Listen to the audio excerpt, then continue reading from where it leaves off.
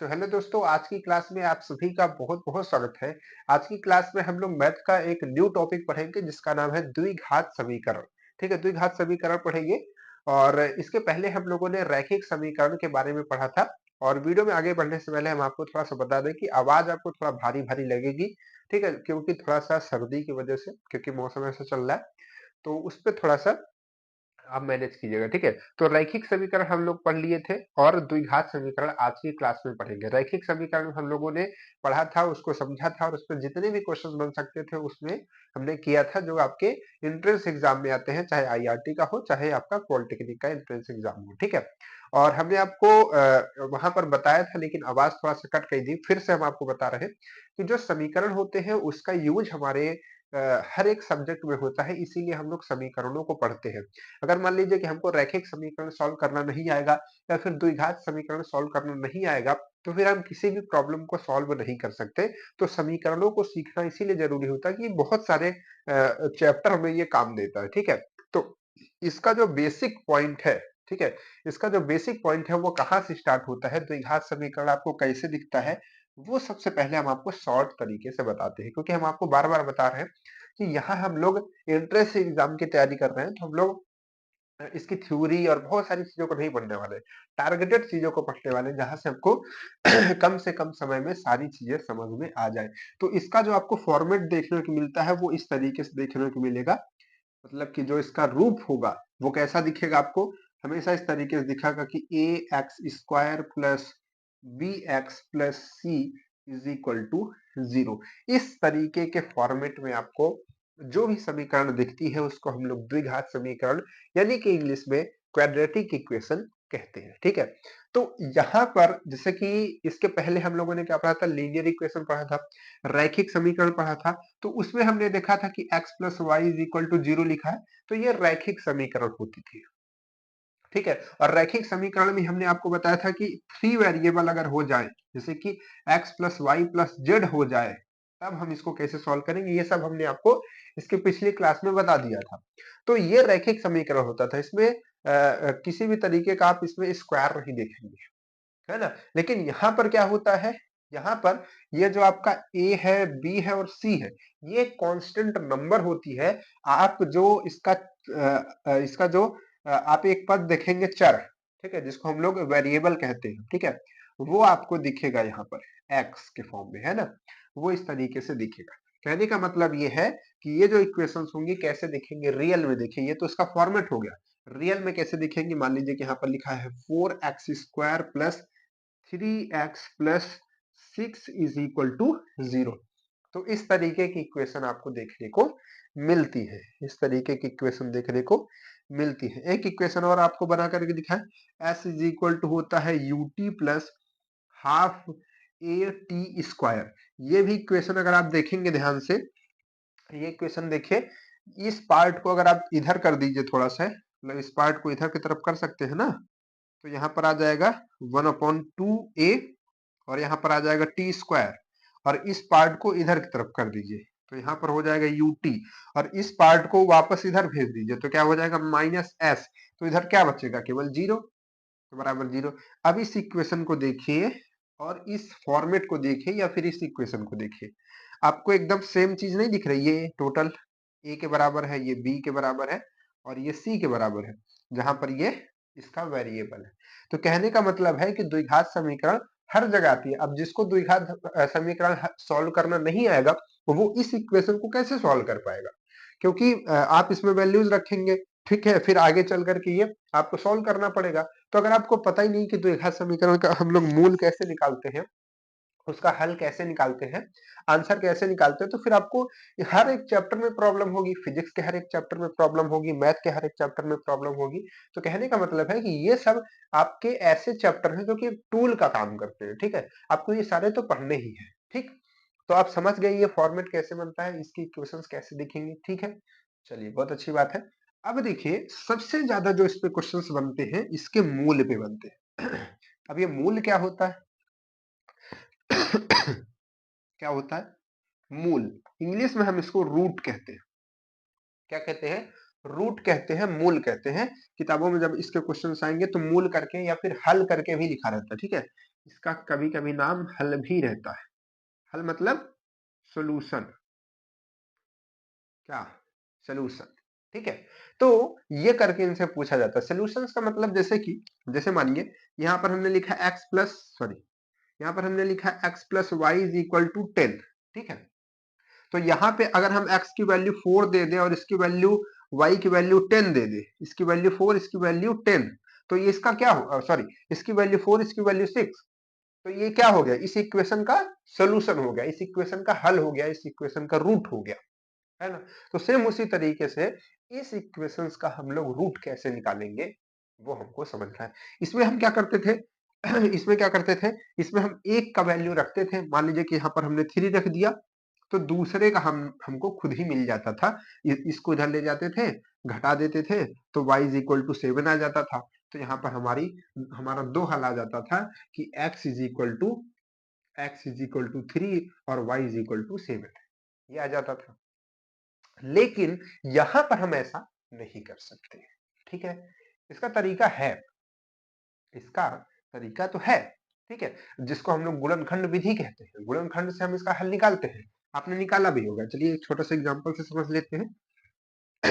कोई एग्जांपल, जैसे मान लीजिए कि एक्स स्क्वायर प्लस 2 दूनी 4।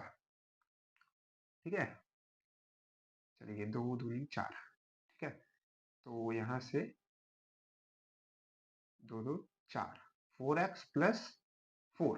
ठीक है, मान लीजिए कैसे हमने एक इक्वेशन बना ली। ठीक है, ठीक, तो अब हम इसका सोल्यूशन कर सकते हैं कैसे, जैसे हम गुणनखंड करते थे, तो गुणनखंड आप करेंगे तो एक्स स्क्वायर और ऐसे नंबर निकालिए, दो नंबर जिसको मल्टीप्लाई करने पर 4 आए और जोड़ने पर भी 4 आए, तो 2 दूनी 4। तो इसको हम ब्रेक करके 2x प्लस इसको 4x लिख देंगे।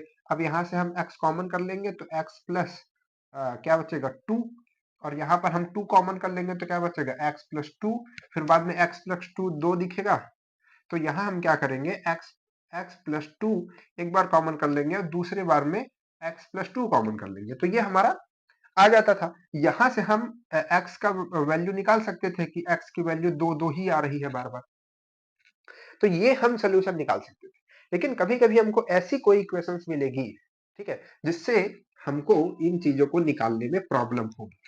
ठीक है, तो उसके लिए फिर क्या करना पड़ेगा, जो कुछ मेथड्स और अलग अलग मेथड्स हैं उनको सीखना पड़ेगा।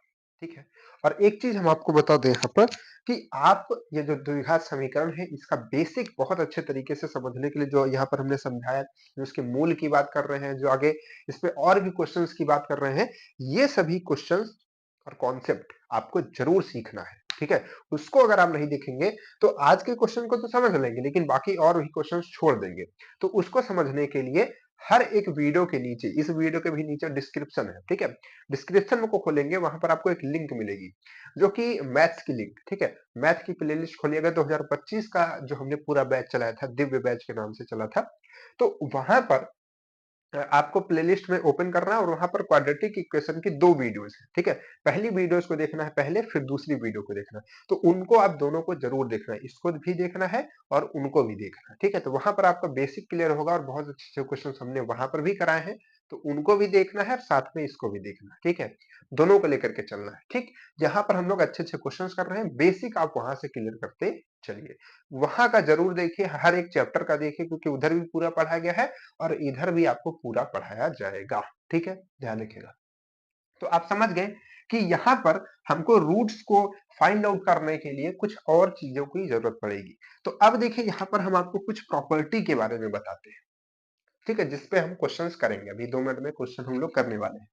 तो देखिए यहाँ पर एक क्या है कि मान लीजिए, हम यहाँ पर मान लेते हैं, अब देखिए यहाँ पर क्या है, x की पावर कितनी है, 2 है, तो x मतलब जो हमारा चर है उसकी पावर कितनी है, 2 है, तो इसके दो जो है हल आ सकते हैं। जैसे कि मान लीजिए किसी इक्वेशन में जो हमारा चर है उसकी पावर 1 है, तो उसके केवल एक हल आ सकता है। अगर यहाँ पर 2 है यानी कि x की 2 वैल्यू आ सकती है। अगर मान लीजिए कि ऐसे लिखा होता है एक्स क्यूब प्लस फिर आगे कुछ ऐसे लिखा हुआ होता, तो x की यानी कि 3 वैल्यू आ सकती है, x की 3 वैल्यू आ सकती है। ठीक है, तो कहने का मतलब यह है कि इक्वेशन ही हमें बता देती है कि उसके कितने रूट्स आने वाले हैं, यानी कि कितने हल आने वाले, ठीक है। तो जैसे कि यहाँ पर स्क्वायर लगा हुआ यानी कि 2 हल इसका आएगा, ठीक है। एक सेकंड, चलिए। तो यहाँ पर क्या आएगा, इसके 2 हल आने वाले हैं ना। तो अब हम इन दोनों हल को, इनके सॉल्यूशंस को मान लेते हैं, और ज्यादातर आपके जो क्वेश्चंस बनते हैं वो यही मान करके बनते हैं। इसीलिए हम लोग भी मान लेते हैं कि इसका पहला हल अल्फा है और दूसरा हल इसका बीटा है, ठीक है। तो एक को हमने अल्फा मान लिया और दूसरे को हमने बीटा मान लिया। तो अल्फा और बीटा इन दोनों के हल हुए। हल का मतलब यही होता है कि अगर आप अल्फा की वैल्यू इस इक्वेशन में रखेंगे तब भी सॉल्व हो जाएगा, और बीटा की वैल्यू इस इक्वेशन में रखेंगे तब पर भी ये सॉल्व हो जाएगा। इसका यही मतलब होता है, जैसा कि हमने आपको दिखाया भी करके। एक जो यहाँ पर 4 और 6 रखा था तो 10 आ रहा था, ठीक है। तो अब हमें कुछ प्रॉपर्टी के बारे में जानना है। सबसे पहली प्रॉपर्टी क्या कहती है कि अगर हम इन दोनों जो हमारे हल है, ठीक है, जो हमारे सॉल्यूशंस है, रूट्स है, उनका मल्टीप्लाई करते हैं यानी कि अल्फा इंटू बीटा करते हैं, तो ये किसके बराबर आता है। ये देखा गया कि ये जो आता है आपका c अपॉन ए के बराबर आता है। c क्या, यहाँ पर जो कांस्टेंट नंबर होती है, और a क्या, a यानी कि जो एक्स स्क्वायर का गुणांक होता है। एक्स स्क्वायर का गुणांक मतलब एक्स स्क्वायर के साथ जिसका गुणा हुआ रहता है, ठीक है। अभी समझाते हैं आगे। अभी दूसरी प्रॉपर्टी समझ लीजिए। तब अगर इन दोनों जो हमारे मूल है इनको अगर हम जोड़ दें तो ये किसके बराबर हो जाता है, माइनस बी अपॉन ए के बराबर आता है, ठीक है। ये दो प्रॉपर्टी इसके जो है मूल और इसकी इक्वेशन के बारे में बताया गया। कैसे, समझिए। जैसे यहां पर हमने लिखा 4x square plus 2x plus 3 is equal to, यहां पर हमने लिखा 0। अब हमने कहा कि इसके मूल क्या है, अल्फा और बीटा है। तो अल्फा अल्फा बीटा है, तो हमें क्या निकालना है, पहले अल्फा इंटू बीटा मान लीजिए निकालना है कि इनके जो मूल है उनका गुणा किसके बराबर होगा। तो उसको निकालने के लिए हमें पता है कि ये किसके बराबर होता है, सी अपॉन ए। तो यहाँ पर सी क्या है, कांस्टेंट नंबर आपको कौन सी दिख रही है, ये दिख रही। और जरूरी नहीं कि बाद में हमेशा लास्ट में हो, ये बीच में भी क्वेश्चन वाले डाल सकते हैं, ठीक है। तो आपको ढूंढ ढूंढ लेना है इसको। वो अकेली दिखेगी ना, उसमें एक्स होगा तो उसमें एक्स स्क्वायर होगा। तो ये हमको देखी 3। अब बताइए क्या है, ए। ए क्या होता है, हमने कहा कि एक्स स्क्वायर का गुणांक। तो एक्स स्क्वायर का गुणांक क्या है, 4 है। तो इसकी वैल्यू यानी कि अल्फा और बीटा की वैल्यू आपके पास में आ गई 3/4, ठीक है। अगर हम कहें कि चलिए बताइए कि इनके दोनों जो हमारे मूल है उनके योग किसके बराबर होगा, ठीक है। अल्फा बीटा नहीं पूछ रहा, अल्फा बीटा का योग पूछ रहा है। तो अल्फा बीटा का योग क्या होगा, चलिए देखते हैं। तो अल्फा बीटा का योग हमने बताया कि इसके बराबर आता है। तो यहां पर हम माइनस तो रखेंगे ही, और साथ में देखेंगे बी क्या है। बी हमारा एक्स का गुणांक होता है। तो एक्स का गुणांक क्या है, 2। तो यहां से आ जाएगा -2 और अपॉन में ए, और ए हमारा क्या होता है, एक्स स्क्वायर का गुणांक। तो ये दोनों चीज यहां से हमने निकाल ली। अब ये दोनों चीजें हमारे लिए बहुत यूजफुल है क्वेश्चन में, ठीक है। अभी क्वेश्चन करते हैं फिर आपको समझ आएगा। अब यहाँ पर हम आपको बता दें कि अभी यहाँ पर जो कई सारे प्रोसेसेस हैं वो धीरे धीरे हम आपको समझाते रहेंगे, ठीक है, और आपके क्वेश्चंस कराते रहेंगे। और बाकी आप बेसिक के लिए आप जो पिछली क्लास हमने बताई 2025 में चली थी उनको खोज करके जरूर देख लीजिएगा, ठीक है। प्लेलिस्ट आपके इसमें पड़ी रहती है, नहीं मिलती है तो चैनल पे चले जाइए, वहां पर सारे ऑप्शन बने होते हैं, home, short video, video, live, ऐसे करके प्लेलिस्ट होता है, उसमें स्क्रॉल कीजिए आपको तुरंत मिल जाएगी, ठीक है। तो उसको भी जरूर देखिएगा, ठीक। तो चले क्वेश्चन करें अच्छे अच्छे। चलिए आगे बढ़ते हैं, क्वेश्चन करते हैं, ठीक है। अब देखिएगा इनका यूज कितना आता है ना। देखिए कैसे आपके एग्जाम में क्वेश्चन आते हैं और आपको कैसे उसको टैकल करना है। देखिए क्वेश्चन पहला क्या है, यदि a1 X square plus b1x plus c1 is equal to 0 के मूल, ऐसे मूल करके लिखा रहेगा, इंग्लिश में रूट्स लिखा रहेगा। मूल क्या है, अल्फा 1 कॉमा बीटा 1 है तथा a2 X square plus b2 X plus c2 is equal to 0 के मूल अल्फा 2 बीटा 2 है तथा यहाँ पर और कर दीजिए, अच्छा लगेगा, ठीक है। तथा यहाँ पर एक कंडीशन बताई गई है, तथा alpha 1 alpha 2 is equal to beta 1 beta 2 is equal to 1, ठीक है।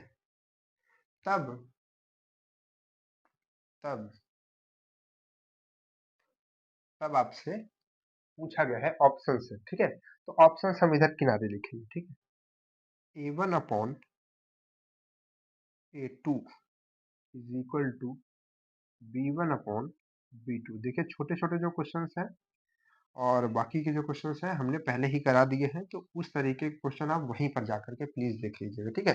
दोनों प्लेलिस्ट को लेकर के चलिए, क्या ही दिक्कत है, ठीक है। टोटल मिला के 6 प्लेलिस्ट है, 3 25 के का मतलब कि पिछले साल का, और 3 प्लेलिस्ट इधर का, तो दोनों 6 प्लेलिस्ट बना करके है। तो छवो को देखिए आराम से, है ना, समय निकाल करके एक एक दो दो क्लास डेली, ये बहुत समय है, आराम से देख लेंगे सारा, ठीक है। a1 c2 is equal to b1 b2 is equal to c1 और a2, ठीक है। थर्ड ऑप्शन क्या है, a1 a2 is equal to b1 b2 is equal to c1 c2। Fourth option क्या है, नन ऑफ दीज, क्या है, none of these, ठीक है। तो अब देखिए, सबसे पहले इस तरीके के जब भी क्वेश्चन आए, आपको दिखे कि एक द्विघात समीकरण दिया गया है, मूल की बात की गई है ना, मूल मतलब उसके रूट्स, ठीक है, उसके हल की बात की गई है, और कुछ इधर रिलेशन वगैरह दिया है, और जब भी इक्वेशन और मूल दोनों की बात एक साथ हो जाए, है ना, तो आप सबसे पहला काम ये कीजिए कि आप समझ जाइए कि यहाँ पर उस फॉर्मूले का यूज होने वाला है, उस रिलेशन का यूज होने वाला है जो हम लोग अभी समझ रहे थे। क्या समझ रहे थे कि अगर हम इसके मूल देखिए, यहाँ पर इसका मूल क्या है, अल्फा 1 और अल्फा 2, और इस इक्वेशन का मूल क्या है, अल्फा 2 और बीटा 2। यहाँ पर अल्फा 1 बीटा 1, यहाँ पर अल्फा 2 बीटा 2, ठीक है। तो अगर हम इसको अभी देखें, इसको छोड़ दें, इसको केवल अगर अभी देखें, ठीक है, तो यहाँ पर अगर हम देखेंगे तो अल्फा 1 और बीटा 1 अगर इन दोनों का मल्टीप्लाई करते हैं तो ये किसके बराबर होता था, ये होता था C1 अपॉन ए के, C अपॉन ए के। तो यहाँ पर C क्या है, C यहाँ पर C1 के नाम से है, ठीक है, तो C1 रखेंगे, और ये A यहाँ पर A1 के नाम से है, तो A1 रखें, ठीक है। सेम वही चीज हम दूसरा जो हमारी प्रॉपर्टी है उसके साथ करेंगे, यानी कि जब हम दोनों मूलों को जोड़ते हैं, दोनों मूलों का योग, कभी कभी लिख करके आएगा, कभी कभी कहेगा, ऐसे बताएगा नहीं, लिखा रहेगा कि दोनों मूलों का गुणनफल इसके बराबर है, दोनों मूलों का योग इसके बराबर है, तब बताइए ये क्या होगा वो क्या होगा, ठीक है, ऐसे पूछेगा कुछ, तो ध्यान रखिएगा। तो यहाँ पर क्या है, अल्फा 1 और सॉरी बीटा 2 कहाँ से आ गया, अल्फा 1 बीटा 1, है ना, तो ये किसके बराबर होता था, माइनस b1 अपॉन a1, ठीक है। देखिए जो abc है वो नंबर है, कांस्टेंट नंबर है, और जो आपका एक्स वाई है मतलब एक्स है वो आपका क्या है, चर संख्या है, और जो अल्फा बीटा आ रहा है ये आपका मूल है, तीनों चीजें अलग है, ध्यान रखिएगा। तो ये हो गया हमारी पहली इक्वेशन के लिए। अब दूसरी इक्वेशन के लिए भी सेम यही चीज बनेगी कि alpha 2 beta 2 is equal to क्या आएगा, पहले C2 और upon A2, alpha 2 plus beta 2 is equal to minus B2 upon A2, है ना, यही चीज आएंगी। तो ये हमको 4 चीज मिल गई। कैसे मिल गई? जब हमको पता होगा ये चीज, ये प्रॉपर्टी पता होगी तभी ना लिखेंगे इसको। ठीक है, ये हमको पता थी, हमने इसको लिख दिया। ठीक है, अब हम ये देख पा रहे हैं कि ये अपने ऑप्शन को भी देखना है कि हमें क्या लाना है, क्योंकि रिलेशन के फॉर्म में है, तो हमको वो इस तरीके से बनाना है। ठीक है, तो अब आपको क्या करना पड़ेगा, आप यहाँ पर देख पा रहे हैं कि ये नंबर्स है, ठीक है, अपॉन में है, और इन्हीं नंबर से ये मिल करके बन सकता है। और एक चीज और, आप क्वेश्चन में इसको भी देखेंगे कि यहाँ पर ये भी चीज दी गई है, यानी कि अल्फा इंटू अल्फा हो जाए, बीटा इंटू बीटा हो जाए, तो ये दोनों किसके इक्वल रहते हैं? 1 के। तो कुछ हमें ऐसा करना पड़ेगा। क्या किया जाए? देखिए, अल्फा 1 यहाँ से आपको मिलेगा, अल्फा 2 यहाँ से मिलेगा, बीटा 1 यहाँ से, बीटा 2 यहाँ से। तो ऐसे किया जाए कि इस टर्म का इस टर्म के साथ मल्टीप्लाई कर दिया जाए, देखते हैं क्या होता है। तो यहां से करेंगे alpha 1 beta 1 into alpha 2, sorry, alpha 2 beta 2, और ये किसके बराबर होगा? इसके बराबर ये है, यहां से आएगा C1 अपॉन A1, और इन ये बोल क्या रहे हैं, लिख क्या रहे हैं, A1, और इंटू में यहाँ से क्या आएगा, C2 अपॉन A2, यही ना आएगा, है ना? इसका इसके बराबर, ये इसके बराबर। अब यहाँ पर देखिए अल्फा और अल्फा 2, ये क्योंकि चारों अब मल्टीप्लाई में आ चुके हैं, तो अगर हम इनको चाहें तो पलट करके ऐसे लिख सकते हैं ना कि अल्फा 1 अल्फा 2 और इंटू बीटा 1 और बीटा 2, और ये किसके बराबर है? देखिए ये किसके बराबर है? सीधे 1 के। और ये किसके बराबर है? सीधे 1 के। तो 1 इंटू 1, टोटल में ये क्या आ जाएगा? यहाँ पर टोटल में 1 आ गया कि नहीं आ गया? बिल्कुल आ गया। अब देखिए हमारे जो रिलेशंस है उन पे भी थोड़ा हमको नजर लगानी होगी। हम अगर देखें तो यहाँ पर हम कुछ रिलेशन बना सकते हैं उसके रिगार्डिंग, लेकिन यहाँ पर अगर हम देखें तो क्या बना है, A1/A2, B1/B2, C1/C2। तो इस तरीके से हमको यहाँ पर दिख नहीं रहा कि A1/A2 या B1/B2 या C1/C2, ठीक है, ऐसा दिख नहीं रहा। तो इससे तो कुछ नहीं बन पा रहा है। यहाँ से देखते हैं, A1/C2 है एक, तो A1 तो यहाँ है लेकिन C2 इधर है, ठीक है। B1/B2 भी इधर नहीं बन पाएगा। C1/A2, C1 यहाँ पर है, A2 यहाँ पर, C1/A2 है, लेकिन इसके लिए हमको क्या करना पड़ेगा, इन दोनों को चेंज करना पड़ेगा। तो इसको हम इधर कर देते हैं, इसको इधर, कोई दिक्कत तो आएगी नहीं? आएगी भाई, दोनों मल्टीप्लाई में है तो चेंज तो कर सकते हैं, ठीक है। लेकिन एक नंबर हमको कम से कम अपनी आस तो दिखने लगी यहाँ से कि C1/A2 है, ठीक है। थोड़ा सा आप दिमाग लगाएंगे तो वो चीज आएगी, है ना, प्रैक्टिस के ऊपर डिपेंडेंट है। अब इसके बाद क्या करते हैं, इसको यही रहने देते हैं, इस टोटल टर्म को इधर की तरफ भेजते हैं। तो इसको इधर की तरफ भेजेंगे तो ये डिवाइड में है, इधर आएगा तो मल्टीप्लाई में, यानी कि ये चीज ऊपर चली जाएगी A1, और C2 वाला नीचे आ जाएगा, ठीक है। तो ये हमारे पास एक इक्वेशन बन करके आती है कि C1/A2 is equal to A1/C2।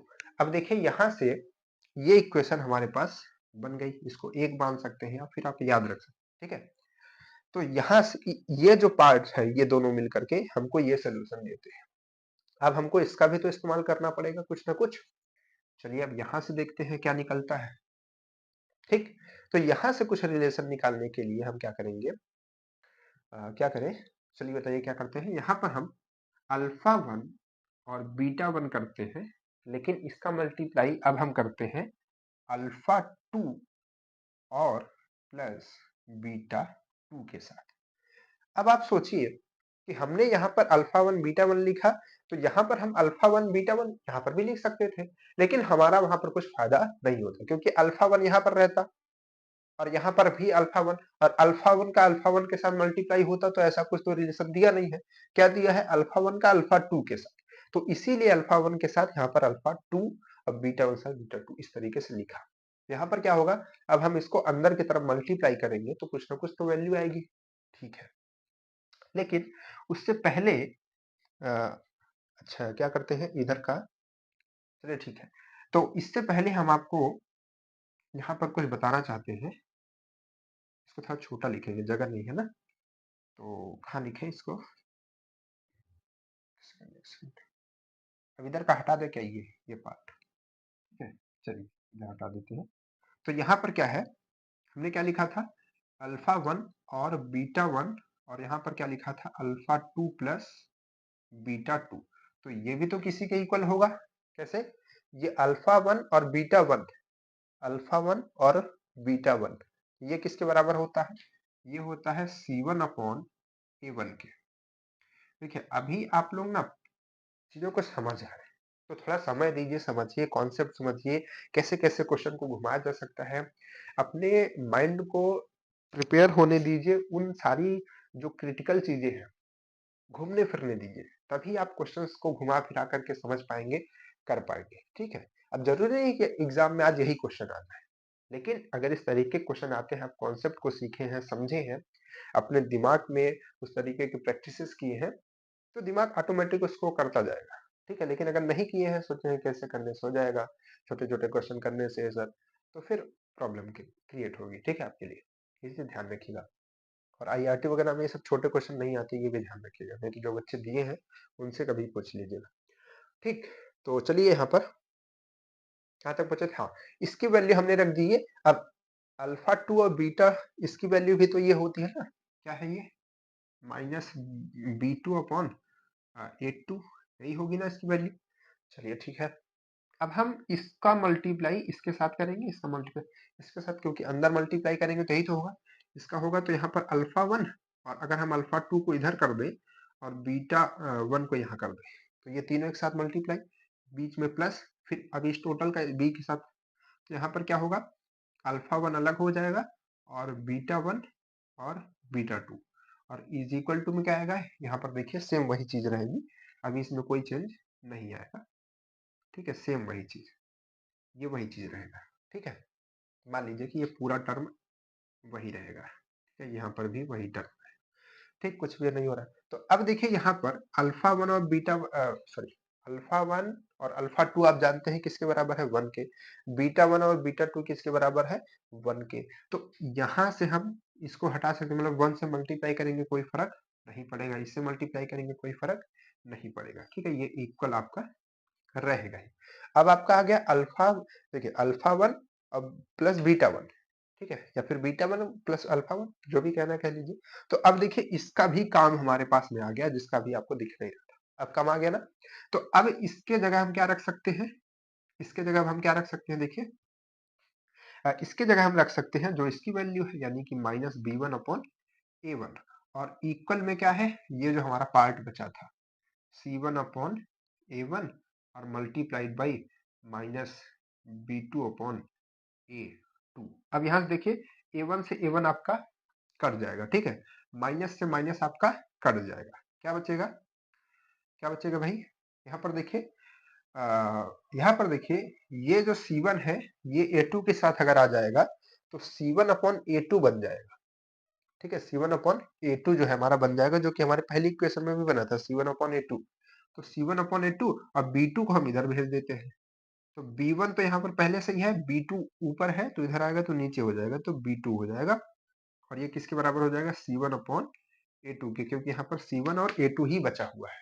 ठीक है, अब देखिए C1 अपॉन A2 के बराबर ये भी है और C1 अपॉन A2 के बराबर ये भी है, तो हम ये कह सकते हैं ना कि हम ये कह सकते हैं ना कि C1 upon A2 is equal to B1 upon B2, और यही इज इक्वल टू ये भी है, यानी कि A1 सॉरी, यानी कि A1 अपॉन C2, है ना। तो अब देखिए ये किस में मैच कर रहा है आपका, किस ऑप्शन में मैच कर रहा है, ये आपके ऑप्शंस हो गए। अब आपको पता ही है किस में मैच कर रहा होगा, C1 अपॉन, देखिए C1 अपॉन A2 भी मिल गया, B1 अपॉन B2 भी मिल गया, A1 अपॉन C2 भी मिल गया। ठीक है, तो ये आपका ऑप्शन सेकंड नंबर राइट हो जाएगा। कुछ क्लियरिटी आई कि नहीं आई, कहां से हम चले थे कहां तक पहुंचे। ठीक है, पहले हमने मूल को प्रॉपर्टी लिखा, फिर अपने क्वेश्चन को समझा, यहाँ पर देखा ये चीज दी गई है, उसके हिसाब से थोड़ा सा सॉल्व करते गए, एक इक्वेशन ये बनी, दूसरी ये बनी, देखा दोनों बराबर है तो जान गए कि ये बराबर होगा। ठीक है, चलिए बहुत अच्छी बात है, आगे बढ़ते हैं ना अगले क्वेश्चन की तरफ।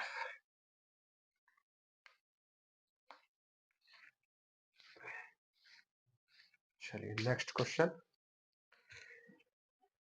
नेक्स्ट क्वेश्चन क्या है भाई, नेक्स्ट क्वेश्चन है कि यदि समीकरण, ध्यान से देखिएगा, यदि यदि समीकरण ए एक्स स्क्वायर, ये एक्स है, ठीक है, यार ये सब क्या हो जाता है, चलिए, A X square plus B X plus C is equal to 0 और C X square plus B X plus A is equal to 0, ठीक है, तथा, अच्छा तथा नहीं, कॉमा करके है, कॉमा करके है कि a does not equal to C, क्योंकि आप देख पा रहे हैं ये जो दोनों इक्वेशन है इसमें केवल a और c की पोजीशन चेंज हुई है, a यहाँ पर है तो यहाँ पर c आ गया, यहाँ पर c था यहाँ पर a आ गया, बाकी सब सेम ही है। तो इसीलिए बता दिया कि a c के बराबर नहीं है, क्योंकि अगर a c के बराबर होता तो दोनों इक्वेशन तो सेम ही हो जाती, तो ज्यादा मतलब नहीं रहता, तो इसलिए पहले ही क्लियर कर दिया है क्वेश्चन में कि a और c बराबर नहीं है, यानी कि दोनों इक्वेशन अलग अलग है, ठीक है। का एक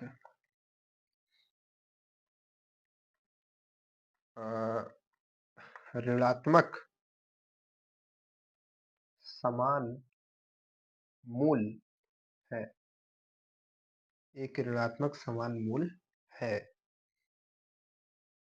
तब एक्चुअली में ये जो क्वेश्चन है वो इंग्लिश में है, ठीक है, और इसको हमने ट्रांसलेट करके हिंदी में आप लोगों के लिए लिखा है। अब ऐसा क्यों करना पड़ रहा है आप समझिए थोड़ी सी मेरी बात को।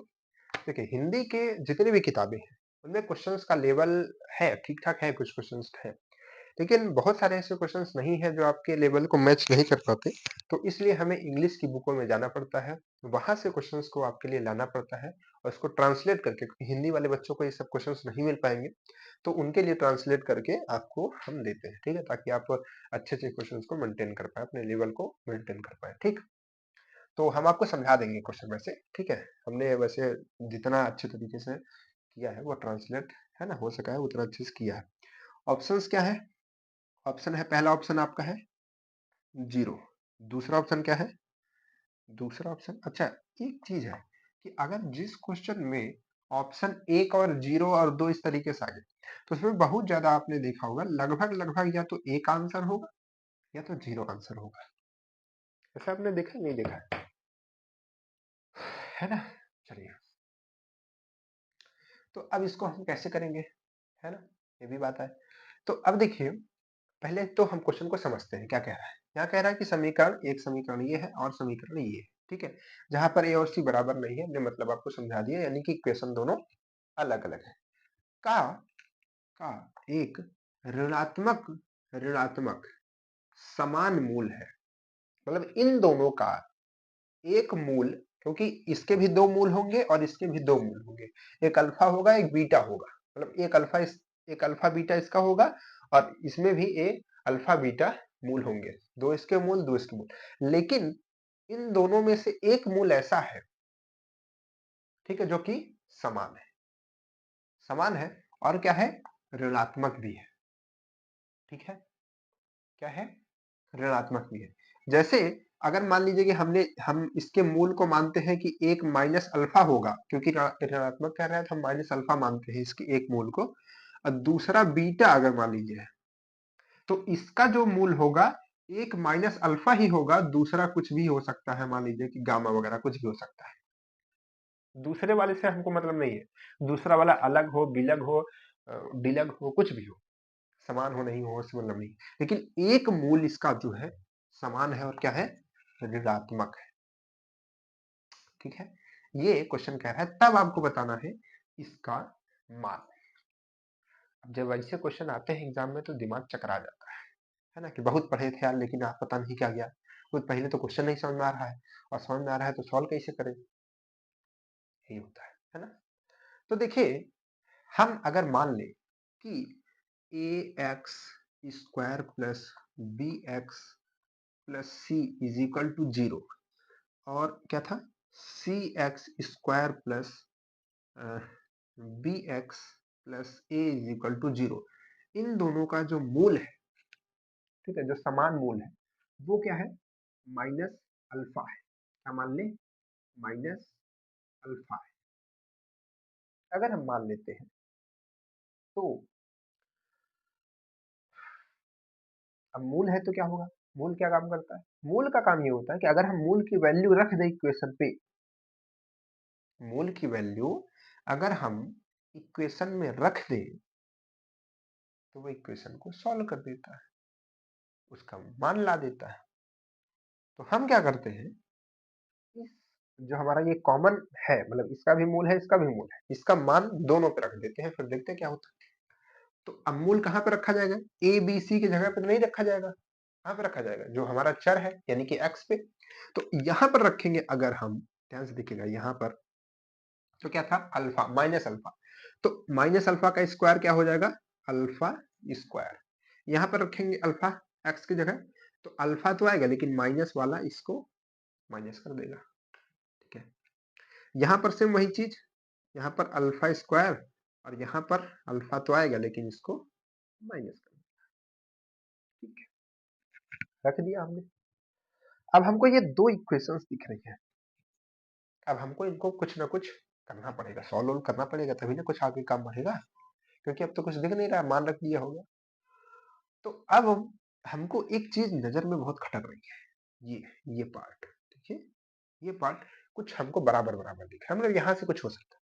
तो अगर हमको ये भी माइनस दिख रहा है तो कुछ काम तो हो नहीं सकता, तो एक को कुछ ना कुछ बदलना पड़ेगा। तो हम क्या करते हैं, इस पूरी इक्वेशन में माइनस कर देते हैं, मतलब माइनस से मल्टीप्लाई कर देते हैं, ठीक है। तो माइनस से मल्टीप्लाई करेंगे तो ये, सॉरी, ये आपका माइनस हो जाएगा, ये प्लस में हो जाएगा, ये माइनस हो जाएगा, जीरो तो जीरो है, ये राजा आदमी है ना वो। तो अब देखिए इधर, यहाँ से क्या हो जाएगा, यहाँ से आपका हो जाएगा सॉरी ए अल्फा स्क्वायर और यहाँ से माइनस सी अल्फा स्क्वायर, और ये पार्ट माइनस में, ये पार्ट प्लस में निपट जाएगा, मतलब कि कट जाएगा। यहाँ क्या आएगा, यहाँ बचेगा आपका प्लस में सी माइनस में ए और is equal to zero. Oh my god, है ना, बी की कहानी अल्फा ने खत्म कर दी। अब यहाँ पर हमको क्या दिख रहा है, अल्फा और बीटा, सॉरी अल्फा स्क्वायर हमको दोनों में दिख रहा है, तो अल्फा स्क्वायर हमने कॉमन कर लिया, तो यहाँ पर बचा a माइनस सी, है ना। अब यहाँ पर a माइनस सी और यहाँ पर c माइनस ए हमको दिख रहा है, तो हम अगर इसको उधर की तरफ ले जाए, ठीक है, मतलब बराबर के उधर की तरफ ले जाए, तो जो हमारा c पॉजिटिव में है वो निगेटिव में हो जाएगा, और जो a हमारा निगेटिव में है तो उधर जाएगा, तो a पॉजिटिव में हो जाएगा और c हमारा निगेटिव में हो जाएगा, तो ये भी a माइनस सी हो जाएगा। अब देखिए a माइनस सी यहाँ पर, a माइनस सी यहाँ पर, क्या a माइनस सी कर सकता है, बिल्कुल, क्योंकि इधर मल्टीप्लाई में इधर जाएगा तो डिवाइड में कट जाएगा, तो यहाँ पर क्या बचेगा, यहाँ पर बचेगा केवल, देखिए यहाँ पर क्या बचेगा, alpha square is equal to 1। अब अल्फा स्क्वायर टू 1 बचा है, इज इक्वल टू 1, तो अल्फा बराबर क्या होगा, अंडर रूट 1, अंडर रूट 1, और अंडर रूट 1 की मान भी 1 ही होता है, यानी कि हमने इतना जुगाड़ करके अल्फा का मान 1 निकाल लिया। क्या निकाल लिया, 1 निकाल लिया। अब हमने एक मूल निकाल लिया, अब मूल निकाल लिया तो कुछ ना कुछ तो काम होगा, ठीक है। क्या होगा काम, देखिएगा, समझ में आई ना इतनी बात। गड़बड़ हो गया तो पीछे करके देख लीजिए, वीडियो में यही फायदा है, मिटाने के बाद भी आप वापस देख सकते हैं, है ना। तो 1 आ गया, तो अब हम क्या करते हैं, इसी इक्वेशन में इसको रख देते हैं, रखते हैं। क्या आया था, क्या आया था, इक्वेशन हमारी क्या थी, पहले इक्वेशन क्या थी, इधर हमने तो इरेज कर दिया, फिर से लिखते हैं।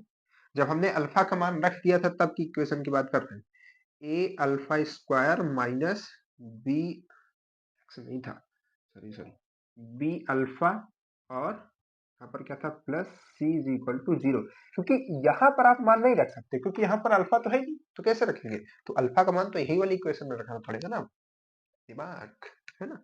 चलिए यहाँ पर रखिए 1, तो 1 का स्क्वायर यानी कि केवल सिंगल ए, यहाँ पर रखेंगे 1 यानी कि सिंगल बी, यहाँ पर c इज इक्वल टू 0, ये वैल्यू आ गई, ठीक है। अगर इधर मान लीजिए कि आप रखेंगे जो यहाँ पर आप एक बनाए थे, और c अल्फा स्क्वायर, ठीक है, माइनस बी एक्स, और यहाँ पर plus A is equal to 0, अगर आप यहाँ पर मान लीजिए कि रखते हैं तो क्या बनेगा यहाँ पर देखिए, बनेगा सी और यहाँ पर माइनस बी और यहाँ पर 1 रख रहे हैं, सॉरी यहाँ पर एक्स कहाँ से ला दिया बच्चा तुम, ठीक है। यहाँ पर एक्स स्क्वायर रखेंगे, मतलब अल्फा क्या रखेंगे 1 का स्क्वायर, तो सी ही बचेगा, यहाँ पर बी बचेगा और यहाँ पर plus A is equal to 1। अगर आप देखेंगे ध्यान से तो ये जो चीज लिखी है वही चीज ये भी लिखी है, कोई अंतर नहीं है और दोनों का मान 0 ही है ना, मान भी 0 है, ये भी वैल्यू भी 0 है, क्योंकि देखिए A positive, C positive, B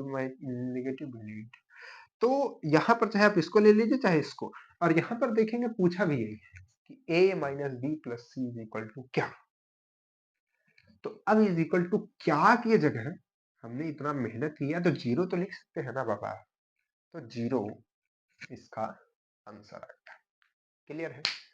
तो ये इस तरीके के क्वेश्चंस पे बनते हैं, ठीक है। चलिए अभी एक क्वेश्चन और है, बहुत लंबी क्वेश्चन है ना, ये समझते हैं, उसको भी करने का प्रयास करते हैं। माइक को तो नहीं बंद हो गया, क्योंकि माइक बंद हो जाता है तो पूरी मेहनत खराब हो जाती है ना। चलिए आइए इसको थोड़ा जल्दी करने की हम लोग ट्राई करेंगे। तो यहाँ पर है कि यदि यदि समीकरण, एक सेकंड थोड़ा सा रुकिएगा, कैमरा मेरा नहीं बंद हो गया भाई, कैमरा आपका चालू है, ठीक है। चलिए तो यहाँ पर क्या है, 4x square plus 5k is equal to 5k plus 1x के मूल का अंतर, मूल का अंतर एक हो तब तब के का मान के ऑप्शन हम यहाँ पर लिख दे रहे हैं, 3 कॉमा माइनस 1/5, 1/5 कॉमा -3, -1/5 कॉमा -3 और नन ऑफ दीज, ठीक है। अगर वीडियो बीच में बंद हो जाए तो मान लीजिए कि कैमरे की बैटरी खत्म हो गई या माइक बंद हो गया, है ना। लेकिन हम इसको ट्राई करेंगे, जल्दी से कर रहे हैं, ठीक है। अगर कुछ थोड़ा पार्ट बचता है तो आपको दे देंगे, होमवर्क उसको कीजिएगा। देखिए है? कुछ और होगा ना, बस इतना ही, एक सेकंड देखिए, ठीक है ना।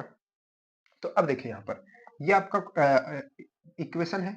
अब इस इक्वेशन में यहाँ पर स्क्वायर तो हमको दिख रहा है, इस पार्ट को पहले तो उधर लाते हैं, तो यहाँ पर ये आएगा तो निगेटिव में आएगा, है ना, निगेटिव 5k प्लस 1 और यहाँ पर x, और ये पार्ट हमारा फिर इधर की तरफ हो जाएगा, इधर हमारा केवल सिंगल 0 बचेगा, ठीक है। तो अब देखिए यहाँ पर अगर हम अपना क्या निकाले, मूल क्या कह रहा है कि इसके जो मूल है उसका अंतर 1 हो, मूल इसके 2 होंगे, अल्फा और बीटा। तो अल्फा और बीटा के बारे में हमको ऑलरेडी 2 चीज पता है, क्या पता है कि अगर हम अल्फा और बीटा निकालें तो किसके बराबर होता है, ये होता है c अपॉन ए के बराबर। तो c यहाँ पर क्या है, देखिए c आपका ये टोटल टर्म है ना, तो ये 5k और अपॉन में क्या है a मतलब x का गुणांक, x स्क्वायर का गुणांक, तो x स्क्वायर का गुणांक 4 है, तो ये आपका आ गया अल्फा इंटू बीटा। अगर हम अल्फा प्लस बीटा निकालें तो ये आता है -b अपॉन ए, तो -b, ठीक है, मतलब माइनस तो आपको लगाना ही है, और b आपका क्या है, हाँ एक चीज ध्यान रखिएगा, जो यहाँ पर आपका ए बी रहता है वो जैसे कि यहाँ पर क्या है माइनस के साथ है, तो ये माइनस के साथ ही बी माना जाएगा। यानी कि अगर हम इस पूरे टर्म में अगर हम ए निकालें तो ए हमारे पास में 4 है, लेकिन अगर हम यहाँ पर बी निकालें तो बी आपका -5k प्लस 1 है, इतना है, साइन के साथ आपको लेना है। और अगर हम यहाँ पर c निकालें तो 5k है, ठीक है, इसको याद रखिएगा। तो एक माइनस तो आपको लगाना ही है और दूसरा माइनस और -5k प्लस 1, ठीक है। तो अगर हम सीधे सीधे लिखे तो माइनस माइनस पूरा प्लस हो जाएगा, कट जाएगा, तो 5k प्लस 1 अपॉन ए यानी कि 4, ठीक है, गुड बॉय। एक चीज हमसे और कह रहा है कि मूलों का अंतर 1 है, ठीक है, 2 तो हमको मालूम ही था, है ना, एक और अपने से कह रहा है कि मूलों का अंतर यानी कि alpha minus beta is equal to 1, alpha और बीटा इज इक्वल टू -1, ये कह रहा है। ठीक है, गुड बॉय, है ना। चलिए हटाते हैं इस सबको, इधर की कहानी वानी सब हटा देते हैं, ठीक है। चलिए जगह रहेगी तो धनाधन करेंगे। अब देखिए, अब इतनी चीजें पता है, अब आपको दिमाग में कुछ आना चाहिए। क्या आना चाहिए? हमने आपको बहुत कुछ पढ़ाया था। गुणनखंड वगैरह जब करते हैं तो a minus plus B minus इन सब का स्क्वायर, ए बी इधर की वैल्यू दी है तो a प्लस बी का होल स्क्वायर वगैरह का कुछ कॉन्सेप्ट लग सकता है। ठीक है, लगाइए देखते हैं क्या आता है। ठीक है, क्योंकि जब तक ये नहीं निकलेगा ए अल्फा और बीटा, तब तक के का मान आना थोड़ा इम्पॉसिबल है। ठीक है, तो कुछ ना कुछ तो करना पड़ेगा। तो यहाँ पर हम क्या करते हैं, यहाँ पर जो हमारे पास ये पार्ट है अल्फा माइनस बीटा, इसका हम होल स्क्वायर करते हैं। अगर हम इसका होल स्क्वायर करते हैं तो यहाँ पर ये क्या बन के आता है, alpha square plus beta square minus 2 alpha beta, क्या बन करके आता है, 2 अल्फा बीटा, ये बन करके आता है ना। तो अब देखिए, यहाँ पर ये तो बन के आता है, लेकिन अभी प्लस मतलब अल्फा प्लस बीटा की बात यहाँ पर नहीं आ रही। तो इसको भी हमको अगर लाना है तो हमको क्या करना पड़ेगा, हमको यहाँ पर plus 2 2 alpha beta extra add करना पड़ेगा। अब ऐड कर रहे हैं तो माइनस भी करना पड़ेगा 2 अल्फा बीटा। अब ऐसा क्यों किए, ताकि हम इसको इसके साथ ला पाए। यानी कि कहने का मतलब है कि alpha square plus beta square plus 2 alpha beta एक साथ कर पाए, और इन दोनों को अब हम एक साथ कर देंगे तो ये दोनों क्या हो जाएंगे, -4 अल्फा बीटा। समझ आई बात। तो इस पार्ट को टोटल हम क्या लिख सकते हैं,